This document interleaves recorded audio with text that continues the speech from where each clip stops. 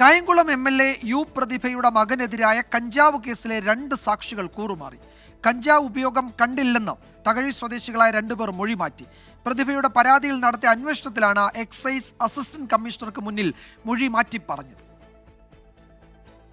പ്രതിഭയുടെ മകൻ ഉൾപ്പെടെ 9 പേർക്കെതിരെ കുട്ടനാട് എക്സൈസ് രജിസ്റ്റർ ചെയ്ത ക്രൈം ആൻഡ് ഒക്കറൻസ് റിപ്പോർട്ടിൽ തകഴി സ്വദേശി 38-കാരൻ അജിത്, 62-കാരൻ കുഞ്ഞുമോൻ എന്നിവരായിരുന്നു സാക്ഷികൾ.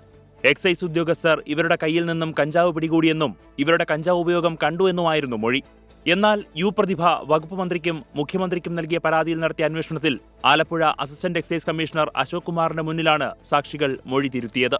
ഇതിന്റെ അടിസ്ഥാനത്തിലാണ് പ്രതികളുടെ കഞ്ചാവ് ഉപയോഗത്തിനും കഞ്ചാവ് കണ്ടെടുത്തതിനും തെളിവുകളില്ലെന്ന അന്വേഷണ റിപ്പോർട്ടിലെ പരാമർശം. ഒപ്പം മെഡിക്കൽ പരിശോധന നടത്തിയില്ലെന്നും റിപ്പോർട്ടിൽ പരാമർശമുണ്ട്. എന്നാൽ കുറഞ്ഞ അളവിൽ കഞ്ചാവ് പിടികൂടുമ്പോൾ മെഡിക്കൽ പരിശോധനകൾ സാധാരണയായി നടത്താറില്ല എന്നാണ് എക്സൈസ് വകുപ്പിനുള്ളിൽ നിന്നു തന്നെ ഉയരുന്ന ആക്ഷേപം.